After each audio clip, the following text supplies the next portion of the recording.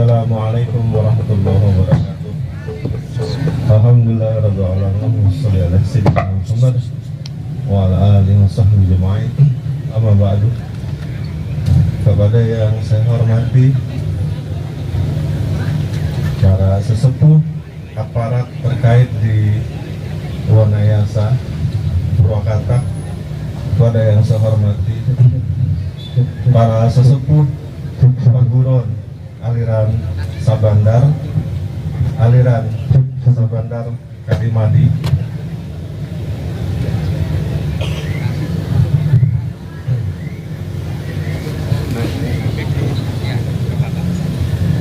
pada yang saya hormati Bapak Ketua Umum KBAS Bapak Muflis Effendi dan para sesepuh dari KBAS, mohon izin untuk menyampaikan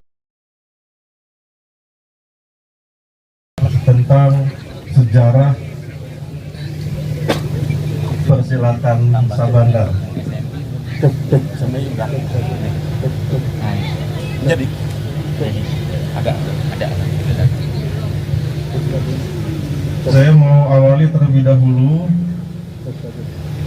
Sekitar tahun 1995 saya melakukan perjalanan ke Padang Panjang yang tidak jauh dari itu ada namanya Batu Sangkar. Di Padang Panjang itu ada Akademi Seni Karawitan Indonesia atau ASKI Padang Panjang. Kenapa saya ke sana? Karena sebelumnya di sekitar tahun 1992 saat saya berada di Medan menemukan buku aliran pencaksilat Minangkabau. Yang menulis buku itu adalah Bapak Dr. Andes Mirjamal, sekarang sudah almarhum. Nah, kemudian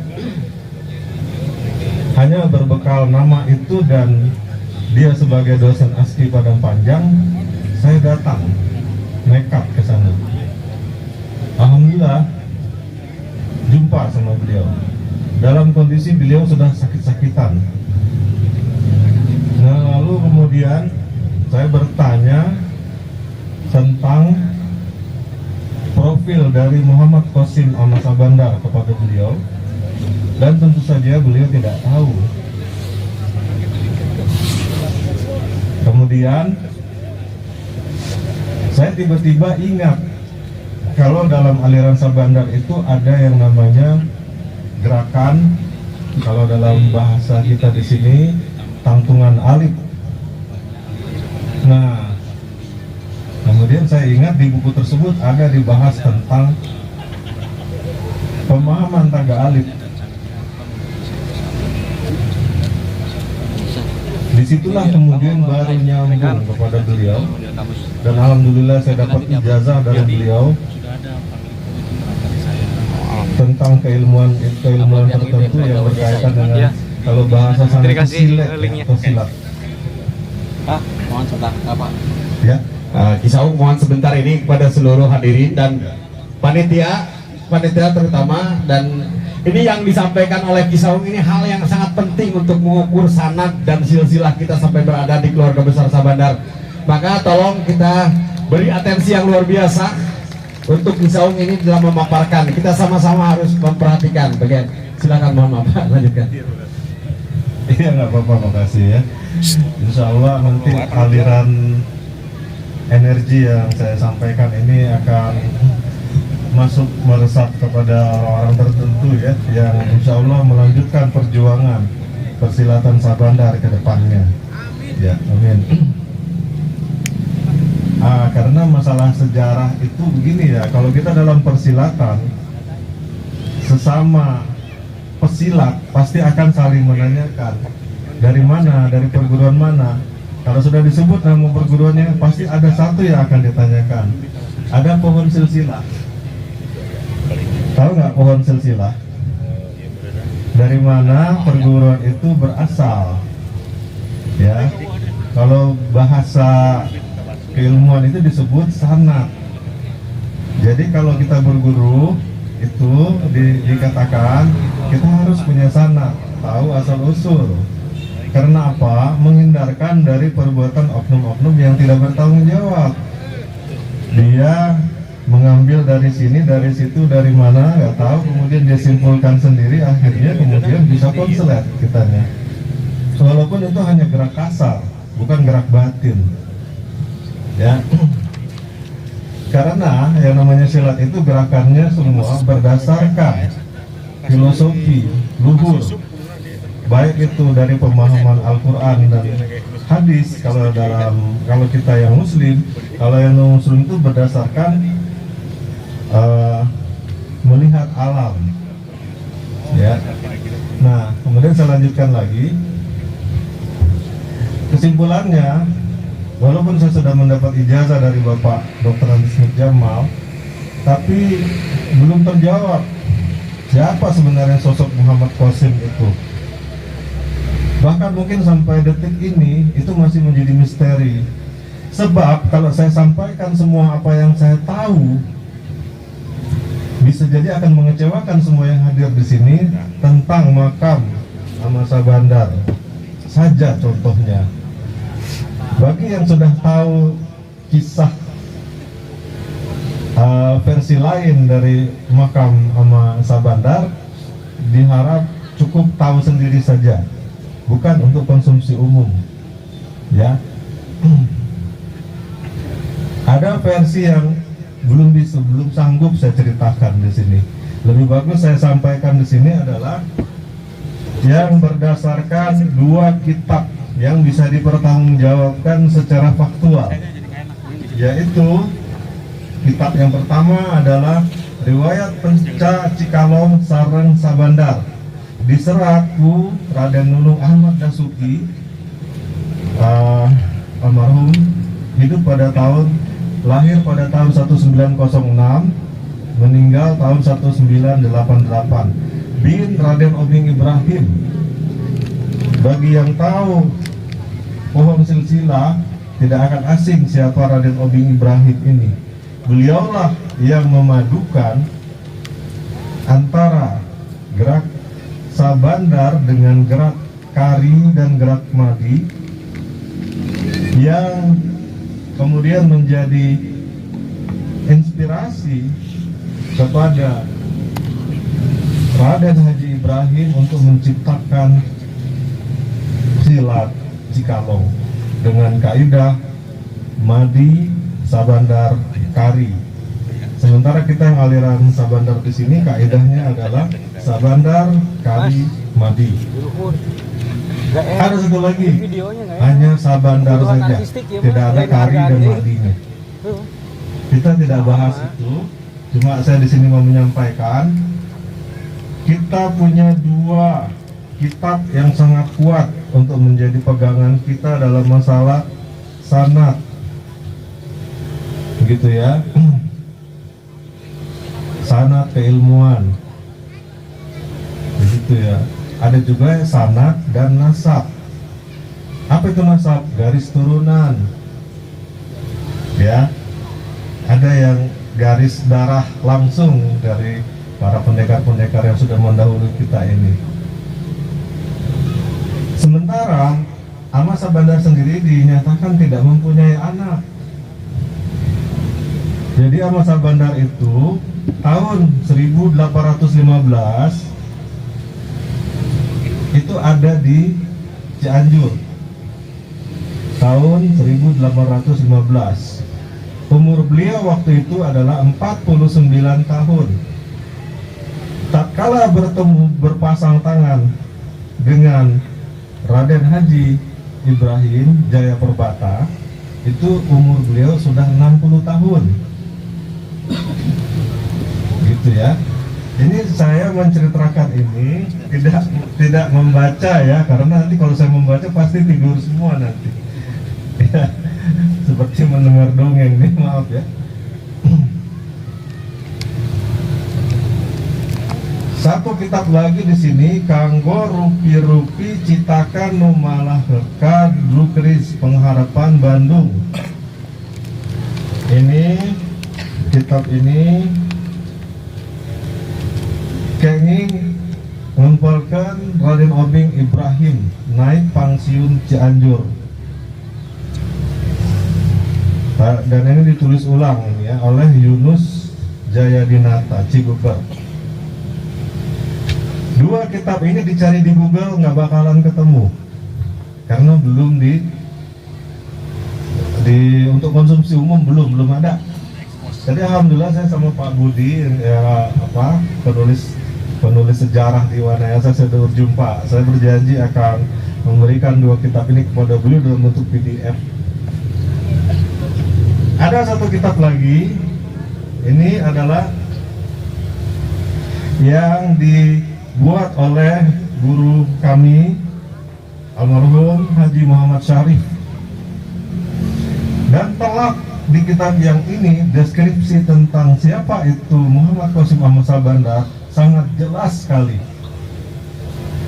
sehingga apabila deskripsi itu diberikan kepada penyidik kepolisian bidang menggambarkan orang-orang yang dicurigai misalnya yang berupa lukisan-lukisan sketsa, itu akan bisa digambar gimana sosoknya, dan sudah ada yang memulainya. Ini mohon maaf agak sensitif, saya mohon maaf terlebih dahulu. Boleh diterima, boleh tidak, bukan buatan saya.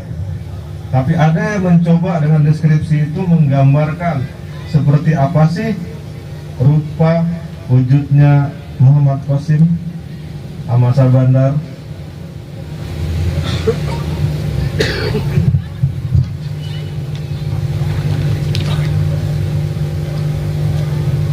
Mudah-mudahan kelihatan.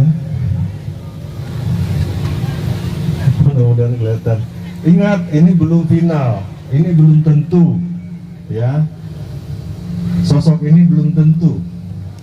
Ini baru digambar berdasarkan deskripsi dan berdasarkan mimpi. 3 kali mimpi dengan deskripsi, kemudian jadilah gambar seperti ini. Dan ini belum tentu. Kalau ini kita pastikan mungkin akan jadi masalah.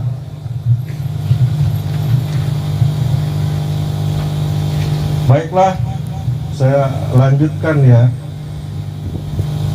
Sekilas riwayat Muhammad Qasim atau Ahmad Sabandar. Jadi dua kitab ini kemudian dirangkum dalam dua naskah ini. Naskah ini dirangkum, diadakan oleh Tangtungan Project, ada YouTube-nya ya. Tangtungan Project ini punya misi menaikkan, memperkenalkan silat-silat tradisional yang dianggap hampir punah, supaya bisa diketahui lagi keberadaannya. Bagian 1. Pak, mohon maaf, waktu saya berapa menit, Pak? Kita fokuskan kurang lebih 20 Ya? menit lagi. 20 menit lagi. Ya, terima kasih. Sabandar adalah salah satu nama aliran main po atau pencak silat yang berasal dari Desa Sabandar, Kecamatan Karangtengah, Kabupaten Cianjur, Jawa Barat. Nama Sabandar dinisbatkan karena dari desa inilah pertumbuhan dan penyebaran salah satu aliran main po khas Cianjur ini, dan tidak terlepas dari sosok sentral penyebarnya yang bernama Muhammad Qasim. Ketika di Cianjur disebut Mama Qasim. Beliau ini adalah pendekar silat, pendekar silat yang berasal dari Pagaruyung atau Minangkabau Timur. Ini yang selama kita tahu. Lebih tepatnya lagi, beliau itu ceritanya adalah sering bermain perahu di Sungai Batanghari, itu adanya di Jambi.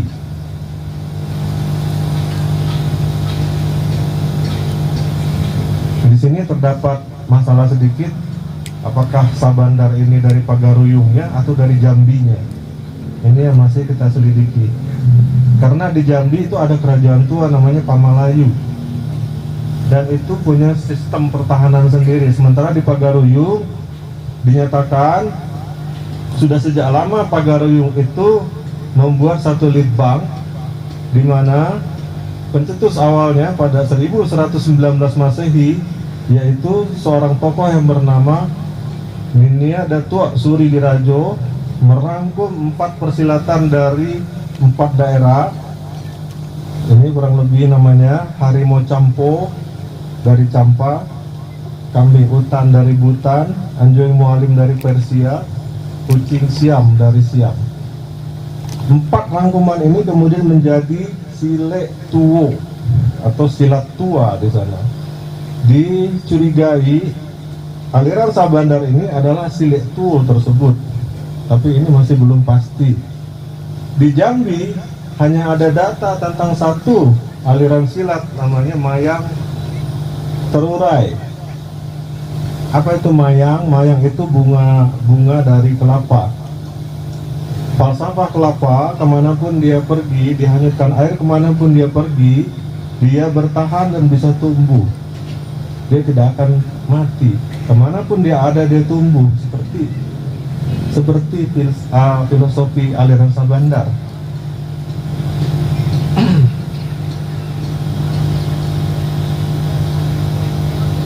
Nah, di sini disebutkan ya, dua kitab ini tadi menceritakan secara umum asal muasal Muhammad Qasim, yaitu latar belakang beliau hijrah dari Pagaruyung ke Batavia, kemudian menetap di Cianjur hingga wafat di Desa Wanayasa, Purwakarta. Singkat cerita begini ya, ternyata Muhammad Qasim itu punya 2 istri. Yang pertama di Desa Sabandar,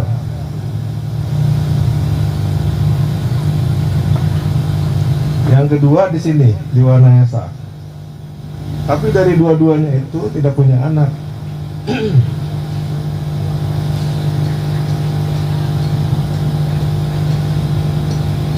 Nah, di sini saya ingatkan lagi, kita senggol sedikit ini masalah budayawan Betawi Ridwan Saidi yang di media sosial kerap menghubungkan antara aliran silat Sabandar dengan Wak Item yang berprofesi sebagai Sabandar.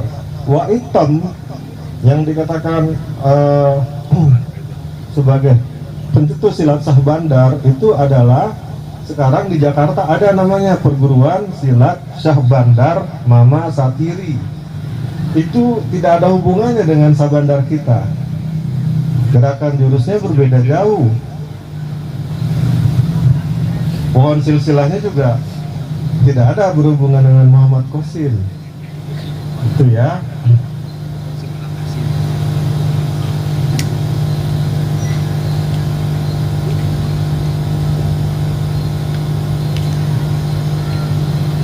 Saya singkat ini ya, saya singkat karena waktu juga.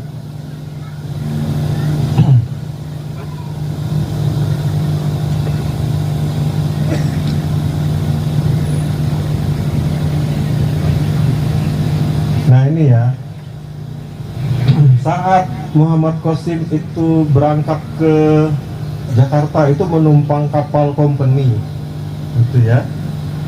Nah, dalam pelariannya Muhammad Qasim menumpang kapal yang ingin menuju Batavia. Kenapa beliau di sini dikatakan dalam pelariannya? Karena beliau ini termasuk yang menentang company pada saat itu. Jadi dinyatakan di sini kesimpulannya, beliau lari bukan karena masalah adat, tapi karena masalah pada saat itu terjadi gerakan padri. Tapi beliau bukan dari golongan padri. Ya. Di Minang itu ada 2 golongan, golongan kerajaan atau golongan adat dan kaum padri, yaitu golongan ulama. Nah, ketika kapal yang ditumpangi Muhammad Qasim itu merapat di Pulau Onrus atau Kepulauan Seribu, kapten kapal yang berasal dari Palembang mengadakan permainan sayembara merebut uang 100 ringgit dari kakinya. Kemudian Muhammad Qasim mengikuti permainan itu. Semula hanya hiburan belaka, namun berakhir menjadi malapetaka dengan kematian sang kapten kapal di tangan Muhammad Qasim. Untuk menghindari mengamuknya anak buah dari kapten kapal ini, Muhammad Qasim lompat ke sekoci dan melarikan diri. Namun sayangnya Di perjalanan skocinya kena badai sehingga menghanyutkan Muhammad Qasim ke pesisir yang berjarak 20 kilo dari pasar ikan. Itulah tempat pertama kali Muhammad Qasim mendarat. Dengan modal uang 100 ringgit yang direbutnya dari kapten kapal tadi, kemudian Muhammad Qasim berdagang ikan. Namun selama 3 bulan perdagangannya kurang lancar, dan karena sudah tidak ada lagi yang diharapkan di Batavia atau Jakarta, beliau berjalan kaki melalui Cililitan, kemudian ke Bogor. Berarti sudah tahu ya kalau Cililitan ke Bogor jalur jalannya yang mana? Jalur lama ya. Beliau jalan kaki. Dari Bogor lanjut jalan kaki lagi, akhirnya sampai di alun-alun kota Cianjur dan meneruskan perjalanannya ke desa Sabandar. Di sana berjumpa dengan Raden Enoh. Beliau adalah salah seorang murid utama dari Raden Haji Ibrahim, pendiri silat Cikalong, yang telah menjadi murid utamanya.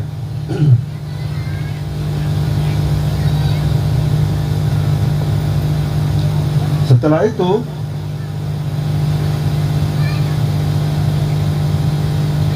beliau bekerja di kebun kelapa dan kolam milik Raden Haji Enoh. Nah, sudah menjadi kebiasaan keluarga Menak Cianjur pada hari Minggu atau libur, ya, itu mereka saling berkunjung dan latihan main po.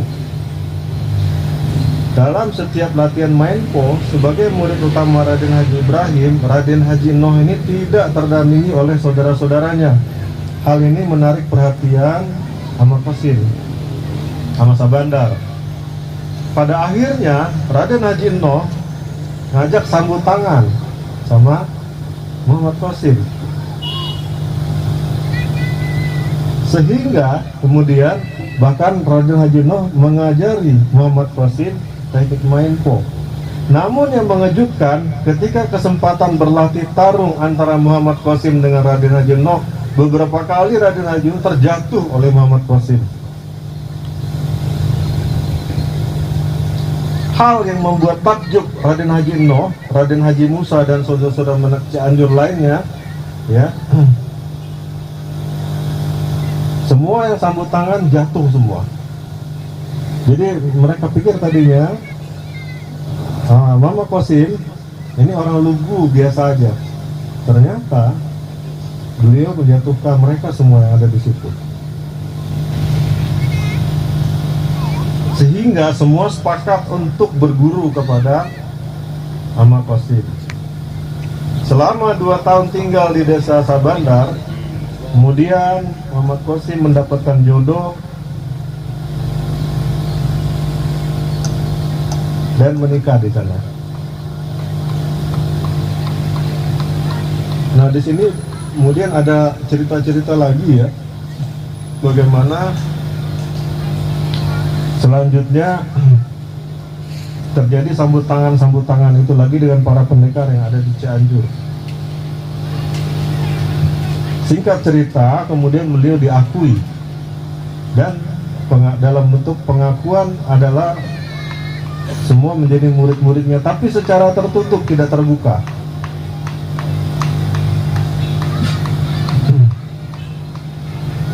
Banyak pada saat itu kiai-kiai dan para ulama di Cianjur yang menguasai main po Sabandar. Bahkan termasuk ulamanya juga ikut belajar. Kebalikannya, Muhammad Qasim juga belajar tarekat dari ajengan Cirata. Ketika ajengan Cirata hijrah dari Cianjur ke Purwakarta, Muhammad Qasim sebagai murid tarekat yang setia mengikuti mursyidnya dan ditemani salah seorang muridnya yaitu Bapak Musa. Kemudian Muhammad Qasim pindah, kebetulan istri beliau yang di desa Sabandar meninggal, pindah ke Purwakarta. Di Purwakarta kemudian mendapat jodoh seorang wanita asal Sindang Kasih yang dipanggil sebagai Eyang Buku. Lalu Ahmad Qasim tinggal di Desa Wanayasa hingga tahun 1880.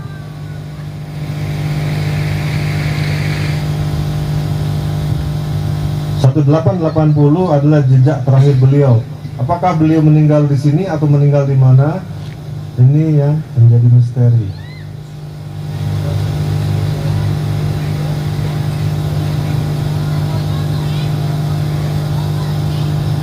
Nah, di sini ya, selama di Purwakarta dan Wanayasa, beliau mengajar, namun tidak mudah mengangkat murid. Tapi beberapa murid yang terkenal adalah Raden Abdurrahman atau yang biasa dikenal dengan sebutan Raden Abu, Raden Natadipura, atau dikenal sebagai Amawekling. Di sini dijelaskan Amawekling lah yang benar-benar bisa menyerap silat Sabandar yang sangat keras. Di kitab dari almarhum Haji Muhammad Sarif dijelaskan, sesungguhnya silat Sabandar itu sangat-sangat keras, tetapi diajarkan secara lembut kepada murid-muridnya. Tetapi cuma ada satu murid yang bisa menerima itu secara keras, yaitu Amawekling.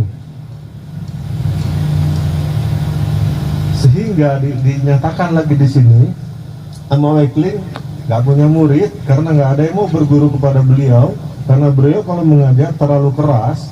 Semua murid-muridnya itu kalau nggak patah tangan atau patah kaki, itulah Sabandar. Ya.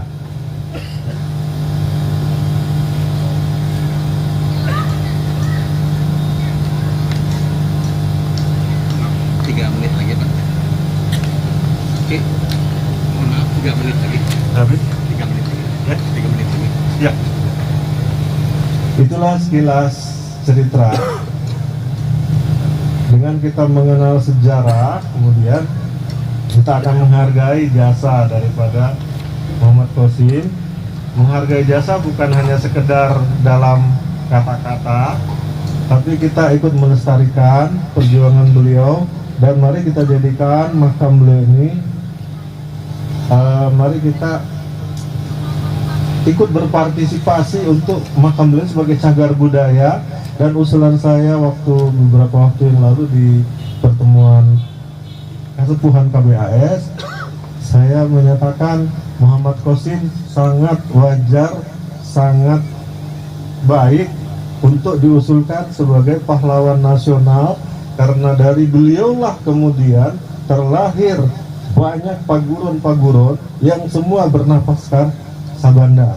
Itu saja yang bisa saya sampaikan pada kali ini. Mohon maaf atas segala kekurangan yang ada. Assalamualaikum warahmatullahi wabarakatuh.